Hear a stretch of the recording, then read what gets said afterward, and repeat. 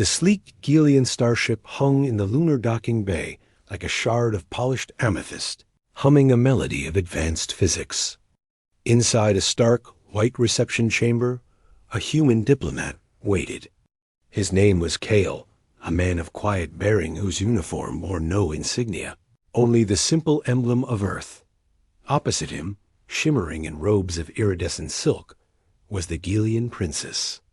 Her large silver eyes held a complex galaxy of pride, curiosity, and a deeply buried anxiety.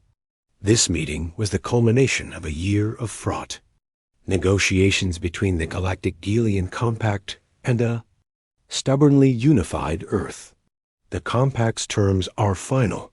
The princess's translator pendant chimed, her voice a cool, melodic echo.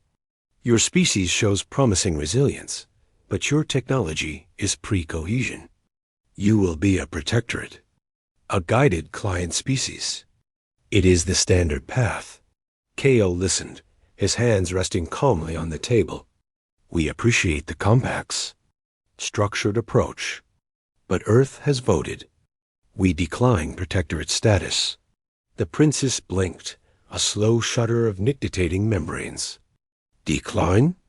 Your orbital defenses are negligible. Your fastest ship is a crude fission-powered probe. You have no standing to decline. We have standing because we say we do, Kale replied, his tone even. But we do not wish for conflict. We propose an alternative. A Gelian advisor, tall and severe, hissed a soft warning. The princess raised a slender hand, her 4 fingers splayed. An alternative to the foundational protocol of a million-star empire? This should be amusing. Not an alternative to your protocol, Kale said. An application of it. The Compact's oldest law, the one etched on the first monument on your homeworld, states that any species achieving planetary unity and rejecting protectorate status may petition for full partnership through a rite of bonded endeavor, a shared trial. The chamber fell into a silence, so deep the hum of the ship's core seemed to fade. The princess's silver eyes widened. The advisors rustled in a wave of shocked emerald and cobalt skin tones. That right? The princess whispered. Her translator, glitching slightly, is ancient, ceremonial. It has not been invoked in 10 millennia. It was designed for equals meeting among the stars, not for... She did not finish. Not for a species that just learned to fold its own atmosphere. Kale finished for her, a faint smile touching his lips. The law does not specify technological parity, only unity and will. We meet the criteria. Earth petitions for the right of twin stars. The lead advisor stepped forward. The trial is perilous. It was never meant to be undertaken. The chosen partners face a randomized crisis on a hostile world. Survival and resolution are required. Your species would perish in the first hour. Then we perish, Kale said, his gaze never leaving the princess. But we will not live under a guide.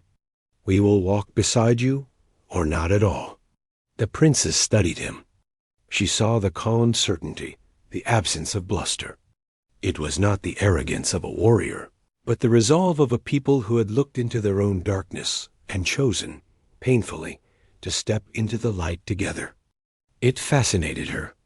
The Gelian way was order, hierarchy, predictable progress. This was chaos. This was fire. Who would undertake this? She asked. The rite requires a bonded pair, one from each species. Their fates linked. Kale stood. I have been chosen by my people to be the human partner. He took a small step forward. And by the protocols of the rite, as the petitioning party, we may request a partner from the Compact's ruling lineage to demonstrate the sincerity of the bond. We request you, princess. The gasp that rippled through her retinue was audible. The insult, the presumption, was astronomical. She was heir to the Gelian sapphire throne. To be partnered with a pre-cohesion being in a savage ritual was unthinkable, Yet the ancient law was clear. To refuse a legally petitioned partner from the ruling family, if requested, was to admit the compact's laws were meaningless. It would shatter their moral authority. The princess stared at Kale, her surprise etching delicate lines across her forehead. You are not just requesting partnership for your world. You are taking me as your partner? You understand what you ask? You link your species' fate to mine, personally. I do, Kale said. And I believe you are as curious as I am about what a partnership of true equals might look like. Not guide and student, but two beings facing the unknown together. After 3 solar days of frantic legal analysis and political turmoil, the compact conceded.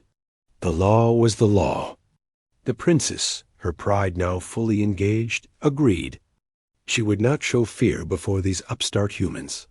They stood on the translocation platform in a vast, ancient arena orbiting a dead star.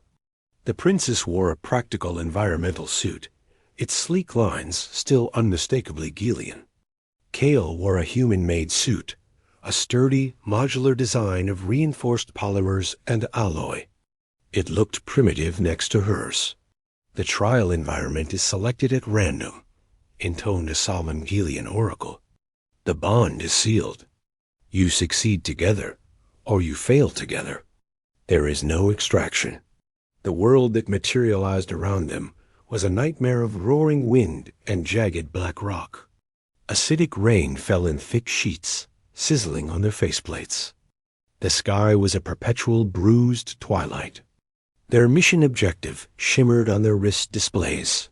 Retrieve a resonance crystal from the peak of the volcanic mountain 5 kilometers to the north, and signal a joint completion. They moved. The princess's suit adjusted effortlessly to the terrain, her long strides eating up the ground. Kale's suit labored, its filters whirring to cope with the atmosphere. She quickly moved ahead, turning only to see him navigating a treacherous scree slope with careful, deliberate placements of his boots. Your technology is inadequate. Her voice came over the comm. You are too slow. Not inadequate, Kale replied, breath steady. Different. It is robust. It will last. A deep tremor shook the ground. From a fissure, a creature emerged, a monstrous thing of chitin and grinding mandibles, drawn by the vibration of their steps. The princess reacted with instinctive grace. A beam of coherent light lanced from her wrist, striking the creature's carapace. It scorched, but did not pierce.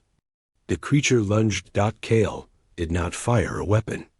He moved laterally, drawing a device from his pack. He hurled it not at the creature, but at the unstable cliff face above it. A sharp concussion echoed, and a cascade of black rock buried the creature under tons of rubble. The princess stared. A kinetic solution. Physics is universal, Kale said, retrieving his device. My people have a lot of experience moving Earth. They reached the base of the mountain. The ascent was vertical, the rock slick with acidic residue. The princess engaged her suit's adhesion field and began to climb effortlessly. She looked down, expecting to see Kale stranded. He was not. He was driving pitons into the rock with a pneumatic tool, threading a durable line, climbing with a methodical, relentless strength that had nothing to do with energy fields. It was pure, applied physiology and will. When she reached a ledge, he was only moments behind, his movements tireless and sure. A new challenge awaited.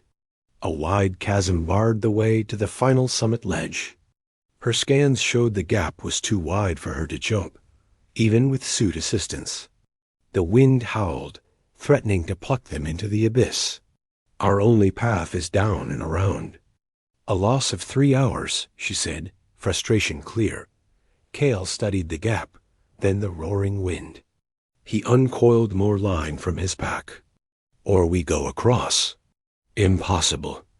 The wind shear would tear you apart. Not me, he said. Us. He explained his plan.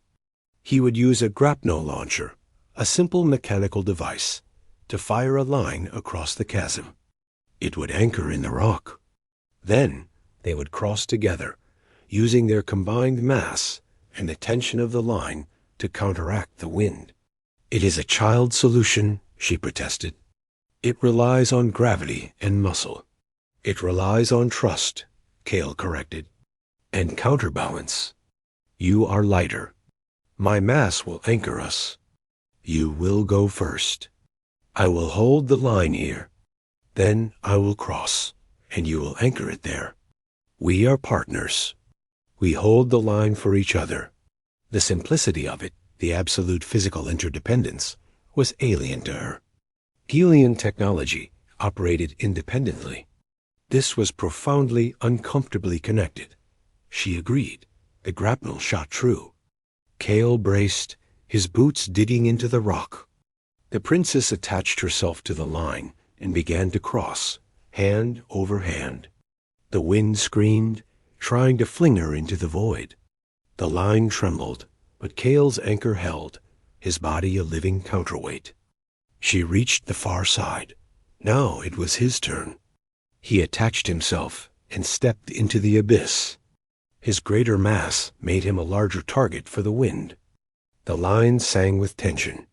The princess wrapped the line around a sturdy rock outcrop, and then, instinctively, threw her own body weight against it, bracing with all her strength. She was not just an anchor point. She was an active participant, pulling, holding, straining against the elements for him.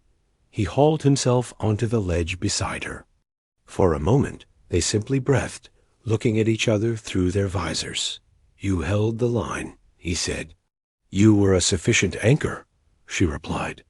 But the old certainty was gone from her voice, replaced by something new.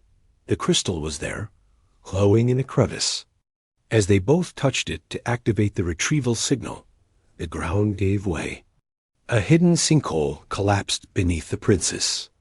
She fell, her suit's stabilizers overloading. Kale dropped flat, his arm shooting out to grab her wrist.